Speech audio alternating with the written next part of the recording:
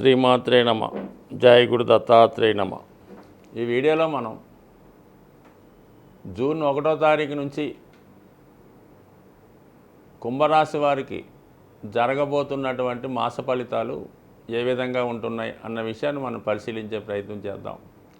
మరి కుంభరాశి వారికి ఈ గ్రహస్థితి పరిశీలించినప్పుడు రాశి అందే శనిగ్రహ సంచారం ఇది ఓకే, శ్రమాంతర విజయాన్ని ఇవ్వడం జరుగుతుంది. అయితే ముఖ్యంగా మరి ఇప్పుడు ఈ శని భగవానుడు పూర్వభాద్ర నక్షత్రం మీదకి మారడం జరిగింది.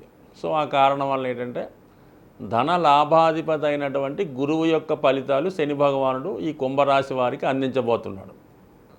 ఆ కారణం వల్ల మరి ఈ గురువు చతుర్థ స్థానంలో సంచరించడం వల్ల మరి రాశి వారికి ఏదన్నా గృహానికి సంబంధించినటువంటి అంటే గృహంలో ఏదైనా మార్పులు చేసుకోవడం కానీ, ఏదైనా విలువైన వస్తువులు లాంటి సమకూర్చుకోవడం కానీ, లేదంటే గృహం మారడం కానీ, గృహం కొనే ప్రయత్నం చేయడం కానీ, గృహంలో ఉన్నటువంటి సమస్యలు నెమ్మదిగా సాల్వ్ అవ్వడం, అలాగే మీ మీద ఎవరైతే ఆధారపడుతున్నారో వాళ్ళకి ఏదో ఉపాధి అవకాశం రావడం వల్ల వాళ్ళు స్వతంత్రులై నెమ్మదిగా వాళ్ళు స్వతంత్ర జీవనం గడుపుతూ మీ మీద బర్డెన్ తగ్గించే అవకాశం కూడా ఉంది. కాబట్టి చాలా వరకు మీరు ఈ నెల నుంచి ఫ్రీ అయ్యే అవకాశం ఉన్నది. ఈ బాధ్యతల నుంచి చాలా వరకు ఈ కుంభరాశి వారికి ఇతరుల యొక్క బాధ్యతలు మోయడం వల్ల ఎక్కువగా వీళ్ళు ఈ సమయంలో ఇబ్బంది పడుతూ ఉంటారు. అంటే ఎవరికన్నా అప్పిస్తే వాడు సకాలంలో మన అవసరానికి ఇవ్వకపోవడం కానీ, ఎవరికన్నా వీళ్ళు షూరిటీ పెట్టడం వల్ల, ఎవరికైనా హెల్ప్ చేయడం వల్ల, లేదంటే ఏదైనా వీళ్ళ దగ్గర బంధువులు స్నేహితులు ఏదో ఇబ్బందుల్లో పడుతుండడం వల్ల వాళ్ళకి ఏదో ఆదుకోవడం, వాళ్ళకి ఏదో క్రెడిట్ కార్డు ఇస్తే వాళ్ళు మొత్తం వాడితే వీడు ఆ క్రెడిట్ కార్డు కట్టుకోవడం, ఇలాంటి ఇబ్బందులు స్వతంత్రంగా తెచ్చుకొని ఎక్కువ ఇబ్బంది పడుతుంటారు.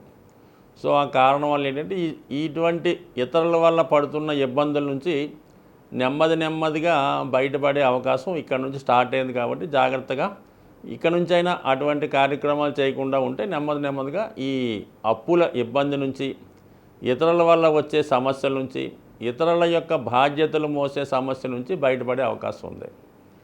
సో ఇది నెమ్మదిగా ప్రయత్నం చేస్తూ ఇక రాహు కుటుంబ స్థానంలో ఉండడం వల్ల కొన్ని మొహమాటం లేకుండా ప్రవర్తించడం వల్ల కొన్ని మీకు పక్కకు పోయే అవకాశం ఉంది. అంటే ఏదన్నా వాళ్ళ అవసరాలకి మిమ్మల్ని వాడుకోవడం, మిమ్మల్ని ఏదో విషయానికి ఎరెక్ట్ చేసి అంటే మీ డబ్బులతో ఇతరులు ఎంజాయ్ చేస్తుంటారు. అది కొంతవరకు మీకన్నా ఉన్నత స్థాయిలో ఉన్నటువంటి మిత్రులు అవ్వచ్చు, వేరే బంధువులు అవ్వచ్చు, స్నేహితులు అవ్వచ్చు, వాళ్ళు మీ బలహీనతల్ని వాళ్ళ అవసరాలకు ఉపయోగించుకుంటారు. కాబట్టి ఎప్పటికైనా అటువంటి వారిని మీరు నిర్భయంగా అంటే వాటి నుంచి మీరు తప్పుకోవచ్చు, మీరు దాన్ని కట్టడి చేసుకోవచ్చు. మీ బలహీనత కొంత, వాళ్ళ ప్రోత్సాహం కొంత, ఈ విధంగా కొంత నష్టపోవడం జరుగుతుంది. కాబట్టి దాని నుంచి కూడా బయటపడితే ముందు మీ ఫైనాన్స్ పొజిషన్ చక్కబడుతుంది.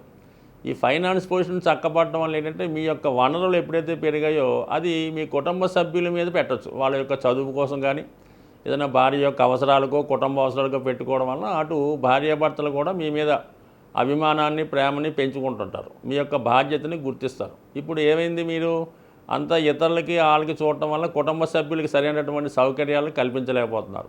ఇది మీరు కొంతవరకు మేల్కొని దీని నుంచి ఎప్పటికైనా బయటకు వస్తే ఇంక రాబోయే టైంలో కొంత బెటర్ అయ్యే అవకాశం ఉంది. ఇక మిగతా విషయాలకు వస్తే కుజుడు 3వ స్థానంలో ఉండడం వల్ల ఒక విజయ యోగం లాంటిది ఏర్పడింది అన్నమాట. అంటే 3లో ఉన్న కుజుడు 6ని వీక్షించడం వల్ల కొంతవరకు ఏదన్నా శత్రువుల నుంచి బయటపడడం, ఏమైనా కోర్టు సమస్యలో బలహీనతలో ఏదైనా ప్రాబ్లమ్స్ బంధువులతోనో అన్నదమ్ములతోనో ఉంటే అవి నెమ్మదిగా ఈ సమయంలో సాల్వ్ అయ్యే అవకాశం ఉంది.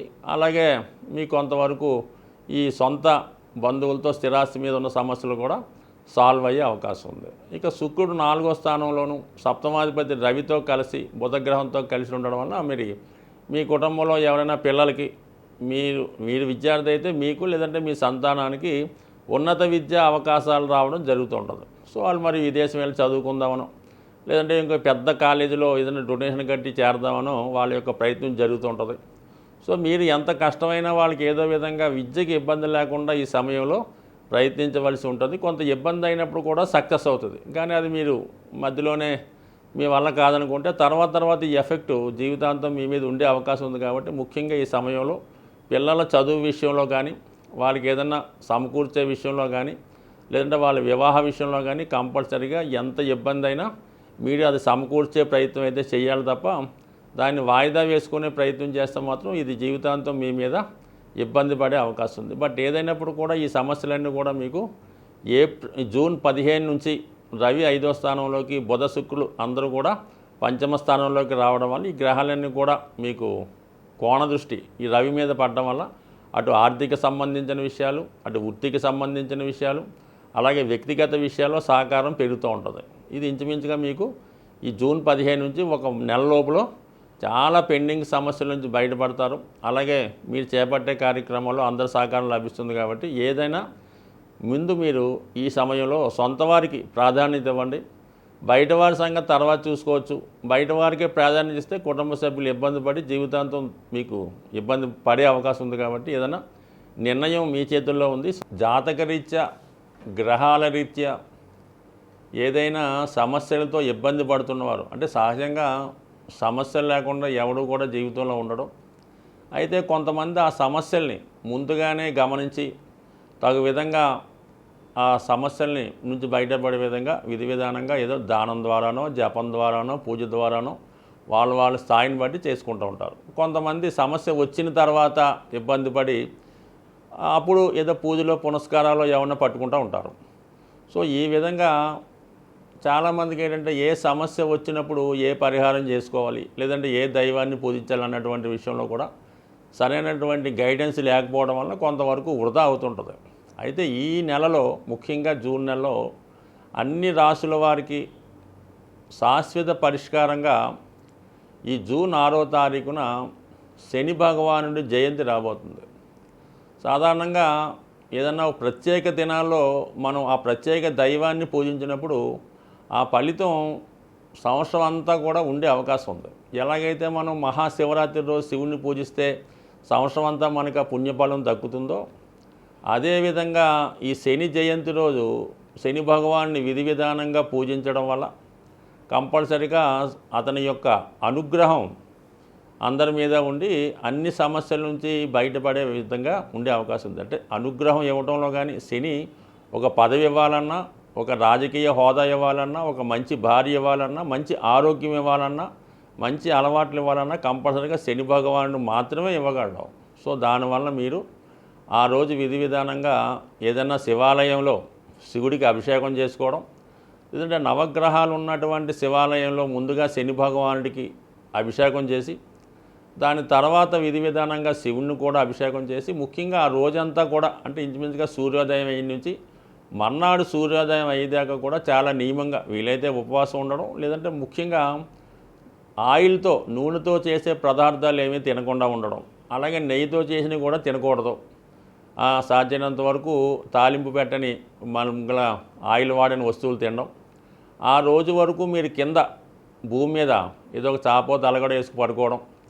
అంటే ఎలాగైతే మనం అయ్యప్ప దీక్ష నియమంగా ఉంటామో ఆ విధంగా ఆ రోజంతా ఉండడం. ఎట్టి పరిస్థితుల్లో కూడా అబద్ధం ఆడడం కానీ, స్త్రీలతో కలుసుకోవడం కానీ, ఏదైనా వ్యసనాల మీద ఆలోచన రావడం కానీ, ఈ విధంగా ఒక్కరోజు మీరు ఉండగలిగితే చాలా మంచి ఫలితాన్ని సంవత్సరం అంతా పొందుతారు. కానీ తెలుసో తెలియకో పొరపాటున ఆ రోజు ఏదైనా తప్పుగా ప్రవర్తించినా, అంటే మామూలుగా ఉన్నటువంటి అలవాట్లు ఉంటాయి కదా, ఈ జూదం అని, పేకాట అని, వ్యసనం అని, మందని, పొరపాటున కనీసం అటువంటి వాటికి ఆ రోజు తెలుసో తెలియకో ఆ తప్పు చేస్తే ఖచ్చితంగా ఆ సంవత్సరం అంతా కూడా ఏదో విధంగా ఇబ్బంది పడే అవకాశం ఉంది. అంటే శని యొక్క ఇబ్బంది ఏ విధంగా ఉంటుందో, లాభం ఇస్తే ఏ విధంగా ఉంటుందో అది అందరికీ కూడా ఈ పాటికి అనుభవంలో వచ్చి ఉంటుంది. కాబట్టి ఆ ఒక్కరోజు మాత్రం విధి విధానంగా జాగ్రత్తగా ఉండండి. ఎందుకంటే 5వ తారీఖు మాస శివరాత్రి, ఆ మన్నాడు ఈ జయంతి వస్తుంది. కాబట్టి మరి ఈ 2 రోజులు మీరు నియమంగా ఉంటే సంవత్సరం అంతా కూడా మీకు దాని ఫలితం ఉండే అవకాశం ఉంది. స్వస్తి.